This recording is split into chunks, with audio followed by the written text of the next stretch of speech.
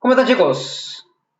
El día de hoy vamos a entrar en un tema ya interesante, muy polémico, muy discutido por los científicos de hace muchos años, inclusive de la antigüedad. Y empezó por los filósofos griegos de la antigüedad, que cuestionaban y querían saber cómo era la materia, y también estudiaban los seres vivos y querían conocer también cómo eran los seres vivos. Sin embargo, no había una teoría o no se atrevían a ir más allá de las teorías que en ese momento, digamos, predominaban. Pues bien, el día de hoy vamos a estudiar sobre la evolución de los seres vivos para luego hablar sobre el origen. La evolución de estos días es muy importante porque hace muchos años que nosotros vivimos y vamos a ir comprobando las teorías que, digamos, se han presentado sobre la evolución de los seres vivos a lo largo de millones de años. Antes de entrar de lleno al tema, es bueno conocer lo siguiente. La Tierra, digamos, el universo en general, tiene más o menos una edad de 13.000 millones de años. ¿No? 13.000 millones de años. Con la teoría del Big Bang se creó el universo, las constelaciones, las estrellas, ¿no? Las novas, las supernovas, es decir, en fin, todo el cúmulo de galaxias, miles y miles de galaxias. Muy bien, pero la Tierra y digamos el sistema solar se formaron hace más o menos 5.000 millones de años. Y hace 4.500 millones de años la Tierra se formó. O sea, la Tierra tiene una edad más o menos de 4.500 millones de años. Pero ¿cuándo aparece la vida en la Tierra? No aparece en ese momento, ¿no? Sino han tenido que pasar 1.000 millones de años más, 1.000 millones, para que aparezcan los seres vivos en la Tierra. O sea, más o menos de los 4.500 millones, agregamos 1.000 más, sería más o menos hace 5.500 millones de años. Hasta el día de hoy, ¿cierto? Pues bien, pero ¿en qué se basan los científicos para estudiar la evolución? Se basan en los restos fósiles que han existido digamos, de los seres vivos que han vivido hace muchos años, de los fósiles, ¿no? Que son los restos de huesos, y también de las rocas. Las rocas nos dan mucho conocimiento sobre cómo era la flora, la fauna y las condiciones en las cuales habitaban estos seres vivos. Por eso para los científicos es muy importante los fósiles y las rocas. Es bueno mencionar también que actualmente existen, digamos, plantas y animales que existieron hace millones de años y que hasta el día de hoy sobreviven, ¿no? Tenemos el calicanto que es un tipo de pez que abunda en las aguas del Océano Índico. Tenemos el ginkgo, que es unas plantas, ¿no? Árboles, más que todo, árboles grandes, que habitan generalmente en todo el hemisferio norte, generalmente en la parte de Estados Unidos y Canadá, ¿no? Árboles tipo pino, ¿no? Con variedad de arbustos, y es que hasta el día de hoy existen, y que hace millones de años existieron, desde hace millones de años. Son fósiles vivos realmente, ¿no? Y otra, la que vamos a estudiar después cuando hablemos de Darwin, que encontró en una isla frente al Ecuador, es las Islas Galápagos, donde había tortugas gigantes, las tortugas gigantes de las Islas Galápagos, que son tan gigantes que llegan a pesar a veces 300 kilos, ¿no es cierto? Son muy gigantes y tienen años y años de vida, hasta 150 años de vida, ¿no? Bien, a veces mucho más, ¿no? Estas son, digamos, muestras de seres vivos que han ido evolucionando a través del tiempo. Entonces, ¿qué es cosa de la evolución? Es un proceso, ¿no? Es un proceso a través de muchos años, ¿no? En el cual los descendientes, ¿no? Que hay, por ejemplo, de ahora, por ejemplo, descendientes, ¿no? Tienen características comunes a los anteriores. es como nosotros, ¿no? Nosotros venimos de nuestros padres y los padres de nuestros padres y nuestros hijos se parecen a nosotros y así, ¿no? ¿No? Con características comunes, claro, que se han adaptado a la sociedad, pero con características parecidas. Entonces, esa es la evolución. Es un proceso donde hay una descendencia, ¿no? Que tiene ciertas características.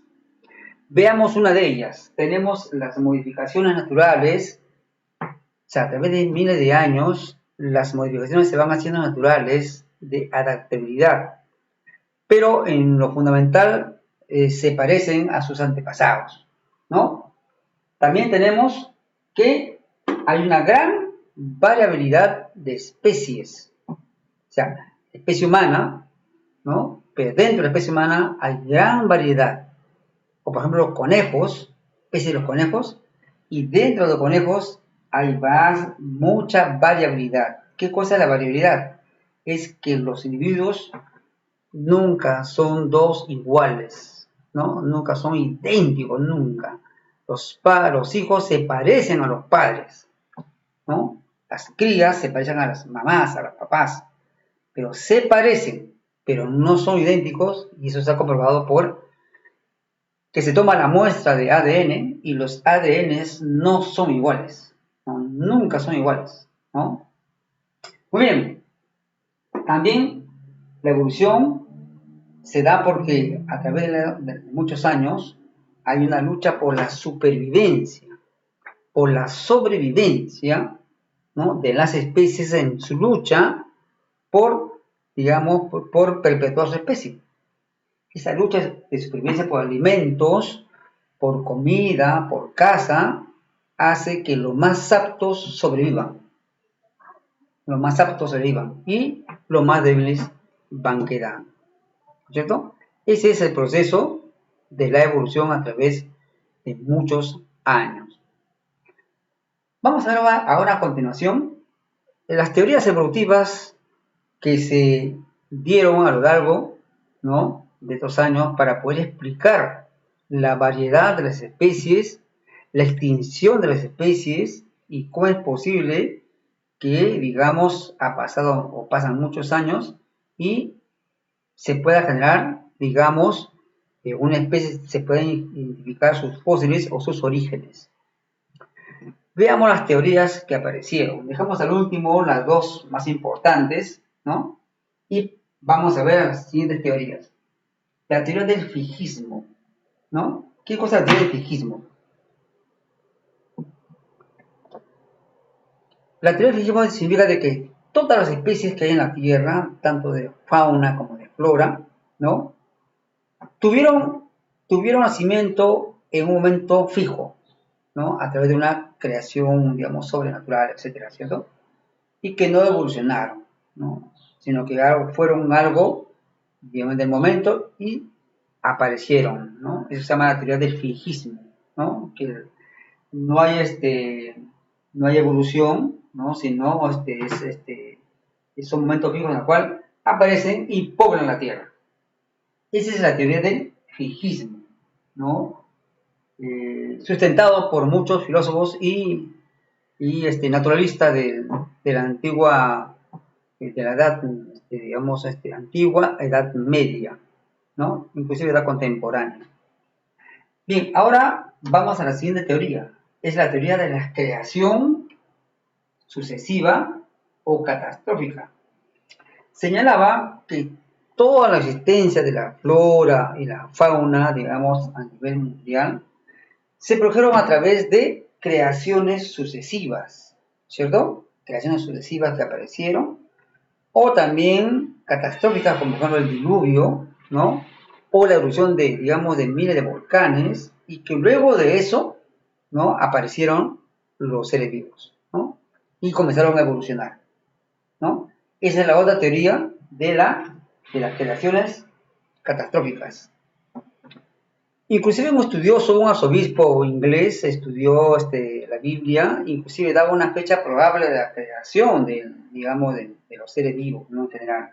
Este arzobispo se llamó Ussher, y Digo que según él estudió en la Biblia, encontró que el 23 de octubre a las 9 de la mañana se había creado el universo, digamos, los seres vivos, ¿no?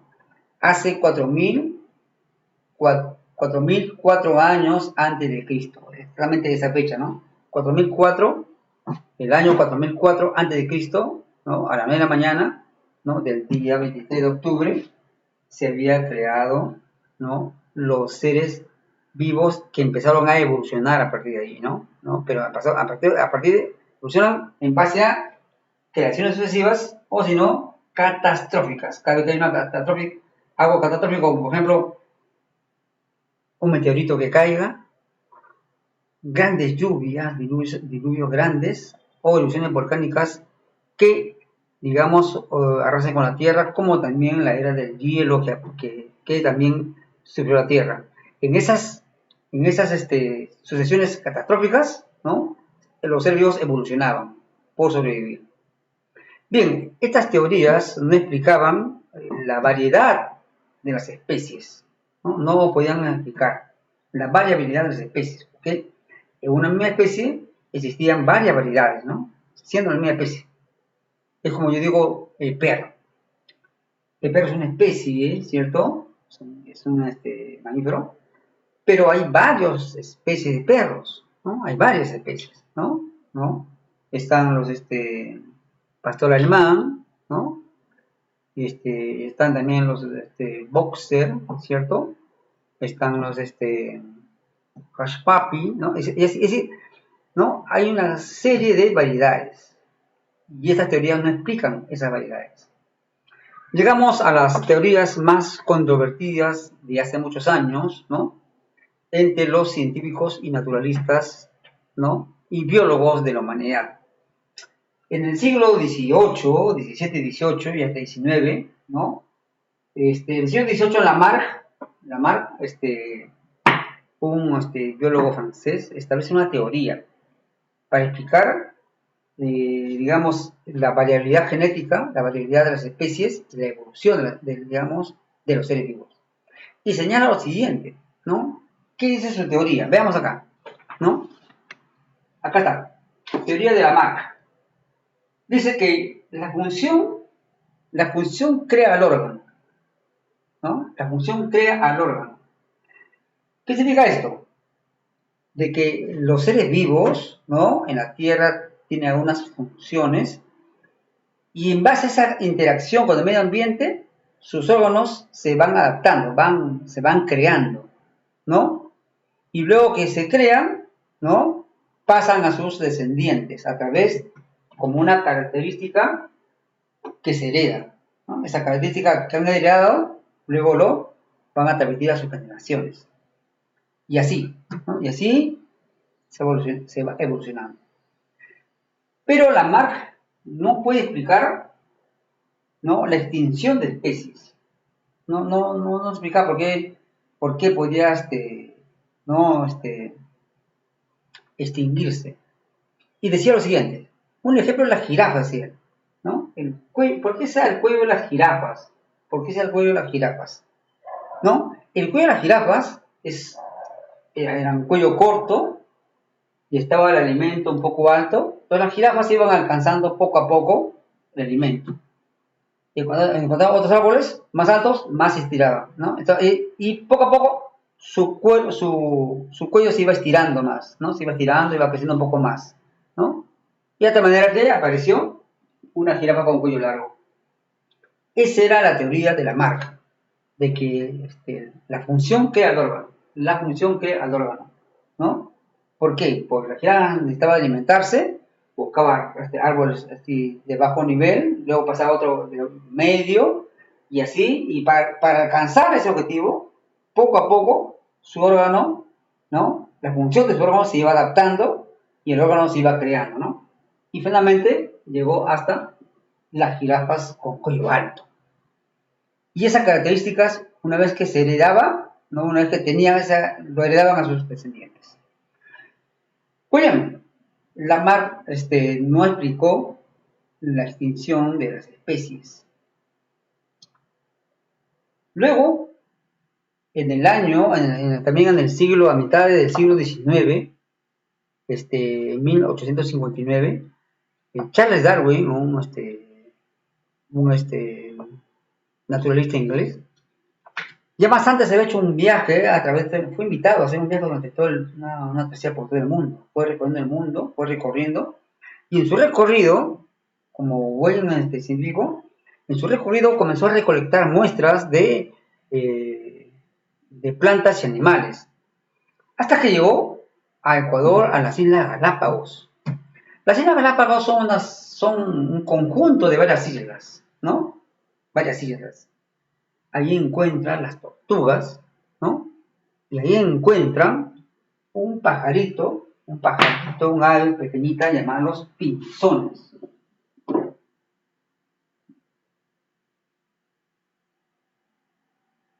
Los pinzones de las Galápagos. Encuentran, y al visitar y estudiar cada isla, encontró que en cada isla había pinzones. Había pinzones en cada isla, en sus ramas. Pero los pinzones no eran idénticos, no eran iguales, a pesar que estaban cerca, ¿no? Las islas estaban cerca, pero no eran iguales. Sí, siempre se diferenciaban en algo, en el color, en la patita, en el plumaje, en algo se diferenciaban unos de otros, pero todos eran pinzones. Y concluye ahí Darwin, ¿no? Años después, en un libro llamado La teoría, ¿no?, de la evolución de la selección natural. ¿Qué dice Darwin de todo eso? Darwin pudo con esta teoría explicar la existencia, ¿no?, de todas las especies, ¿no?, porque posteriormente fueron clasificadas, ¿no?, por otros naturalistas, pero él agarra y explica de manera científica cómo es la evolución de los seres vivos. Y dice lo siguiente: los seres vivos, ¿no?, tienen una gran variedad.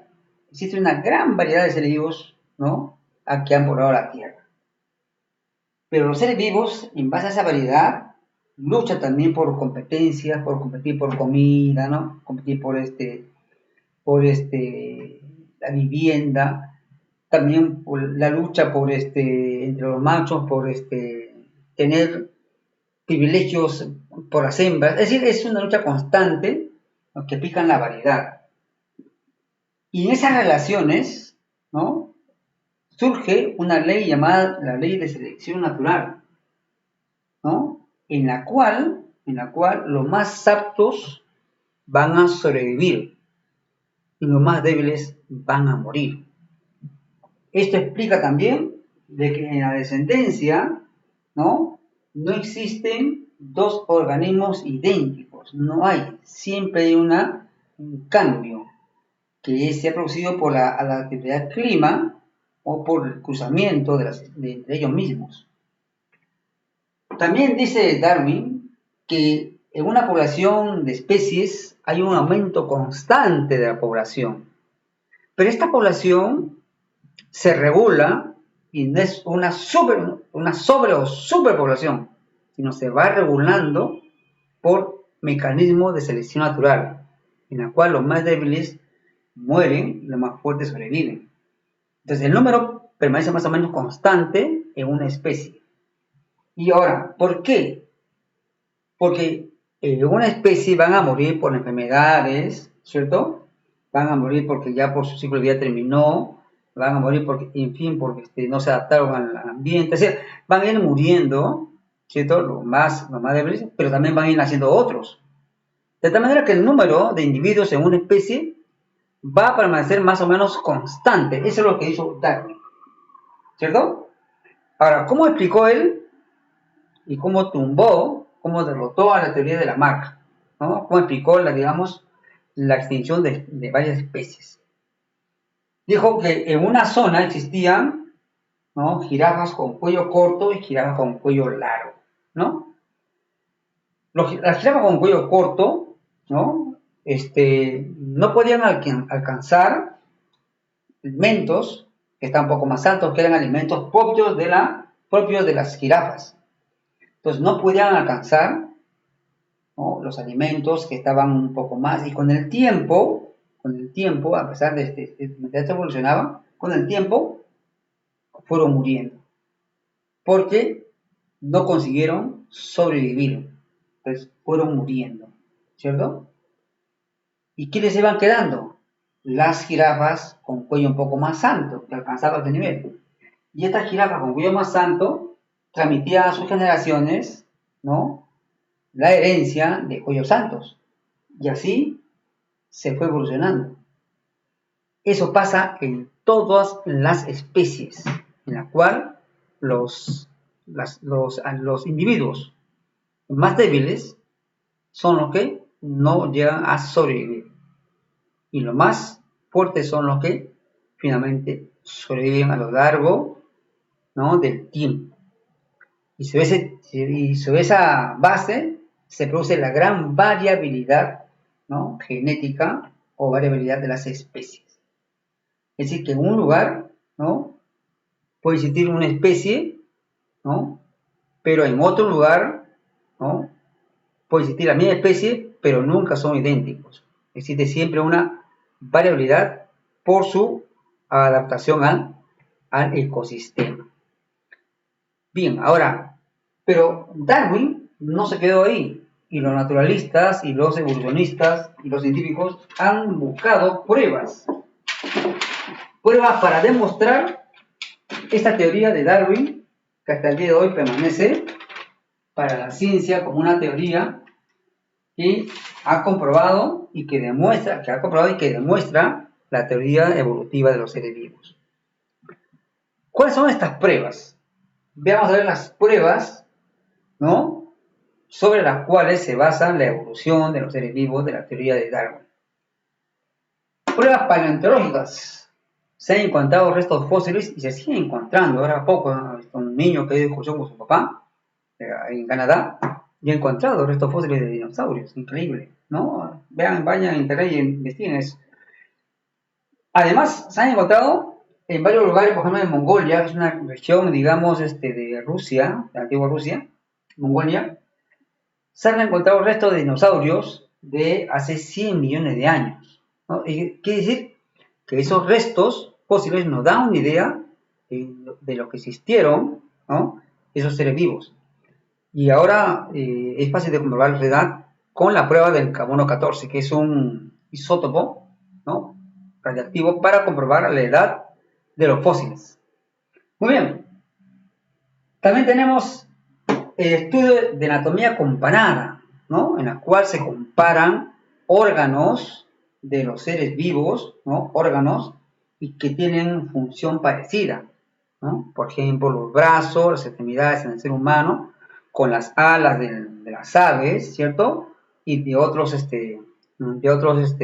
vertebrados, y tienen funciones similares, ¿no? Es decir, la boca, igual, algunos contienen dientes, como en el caso de los primates, ¿no?, en el caso también de la vaca o el león, tienen dientes parecidos, o sea, los órganos son muy parecidos. O sea, eso se llama anatomía comparada. Comparan, ¿no?, han comparado órganos, ¿no?, y ven que tienen un parecido, es decir, que proviene de una rama de especies que anteriormente ya había existido ya, ¿no?, y que ha ido evolucionando.